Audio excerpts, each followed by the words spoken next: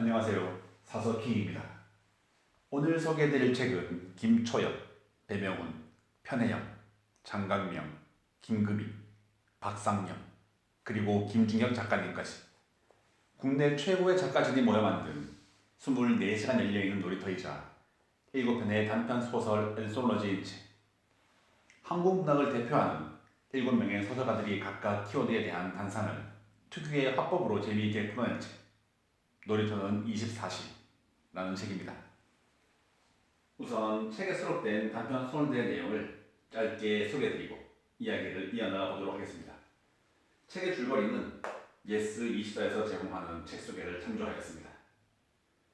우선 김초엽님의 글로벌리의 봄은 화성 궤도를 돌고 있는 130층의 인공구조물 글로벌리. 그 공간 설계자들은 각자의 구역에서 궁극의 즐거움을 구현하고 있습니다.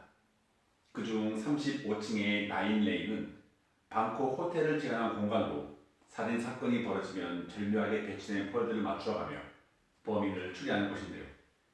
나인레인을 매일같이 찾아가던 공간 설계자 봄은 호텔 라운지 한 구석에 앉아있던 여행자 파틴을 만나게 되며 글로벌리의 실체를 알아가게 됩니다. 이어서 배명훈님의 수요 곡선의 수호자는 심해도시 건설 현장의 팀장 유희는 어느 날 문득 희열을 느낍니다. 말로 표현할 수 없을 만큼 커다란 기쁨으로 다가온 이 감각이 휘발되지 않도록 일상을 차단하기로 하죠. 대신 연락을 받아줄 로봇을 찾다가 자재 창고에 잠들어 있던 오래된 로봇을 떠올리는데요. 로봇은 자신을 마사로라고 소개하며 즐거움을 주는 것에 돈을 쓰는 재주가 있다고 말합니다. 다음은 편혜영님의 우리가 가는 곳입니다. 이 작품은 나는 사라지지 않았지만 사라진 듯 보이게 하는 실종 대행업, 증발을 도왔다. 그러나 나이가 들자 이제는 더 이상 업무 의뢰가 들어오지 않아 일을 그만두기로 했다. 폐업을 준비하며 사무실을 정리하는 와중에 한 여자가 문을 열고 들어오며 여기가 옆방인지 묻는다. 옆방이면 옆으로 가라고 말하는 나에게 여자는 도와달라고 요청한다. 라고 합니다. 장강명님의 이른 놀이처럼 놀이는 이라는 작품은 이렇게 소개되어 있습니다. 카이스트의 레지던시 프로그램에서 뇌과학 교수 이명호와 만나게 된다.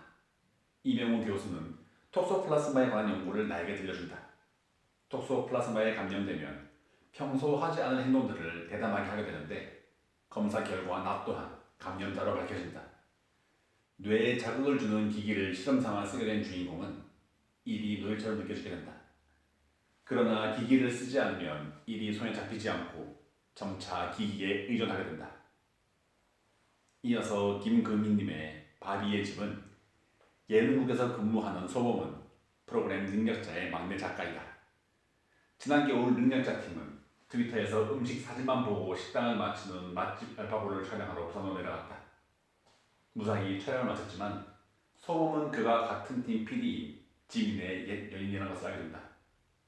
맛집 알파고는 촬영 이후 계정을 터뜨리고 사라져 소범과 지민은 촬영분을 방영할지 말지 고민에 빠진다. 이어서 박상영님의 소설은 디지털팀의 기자 평화는 입술이 보랏빛인 악덕 상사에게 매일같이 시달린다. 연날처럼 자신이 쓴 기사를 빨간 펜으로 나누지라는 원고를 읽는 상사에게 자신도 모르게 복수하는 상상을 하게 된다. 불현듯 정신을 차리게 된 평화는 미국에 있는 동생 극률의 집으로 도망치듯 떠나고 그곳에서 남모를 취미를 가진 극률의 딸 제니를 만난다. 네, 마지막으로 김중형님의 춤추는 건 잊지마 라는 작품은 난민이 넘어오지 못하도록 보드라인을 지키는 성서원은 근무가 끝나고 산책을 하다가 이상한 새끼를 발견한다. 나무들이 아치 않도록 길을 만든 것처럼 보이는 곳을 따라 들어가다 작고 둥근 정원이 나타난다. 근무가 끝나면 매일 둥근 정원에 방문하는 성서원은 어느 날 나무의 목소리를 듣게 된다. 라고 책계가 되어 있습니다. 네, 이렇게 7명의 작가가 7개의 작품을 소개한 놀이터는 24시라는 책은 국내 대표 게임사 NC소프트와 함께 기획한 도서라고 하는데요. NC 픽션 플레이라는 브랜딩 캠페인의 일환으로 진행된 이번 프로젝트를 위해 즐거움의 미래라는 흥미로운 주제로 7명의 국내 최고의 작가들이 모여 서로 다른 상상과 의미를 담아 한 권의 책으로 읽었다고 하는데요. 저는 미처 이러한 사실을 인지하지 못하고서 책을 읽었습니다. 그래서일까요? 각각의 단편들에서 다루는 주제들은 공학적인, 미래지향적인 내용들이 많았습니다. 특히 NC소프트와 기획하다는 내용을 알고 나니 김채영님의 단편 글로벌리의 봄과 배영훈님의 소설 수요 곡선의 수요자라는 소설이 인상 깊게 다가왔습니다. 그 중에서도 김채영님의 단편 글로벌리의 봄은 소위 온라인 게임에서 등장하는 NPC의 인격을 부여하며 사람과 NPC의 차이가 무엇인가 혹은 NPC도 자아를 가지고 있다면이란 상상해서 소설을 진행하였는데요. 게임을 전문적으로 개발하는 NC소프트와 무척이나 어울리는 소설이 아닐까 생각을 해보았습니다. 이렇게 책에 소개된 7개의 작품들 모두 신선한 상상력이 가미되어 무척이나 생경하면서도 신기하고 재미있게 읽었습니다.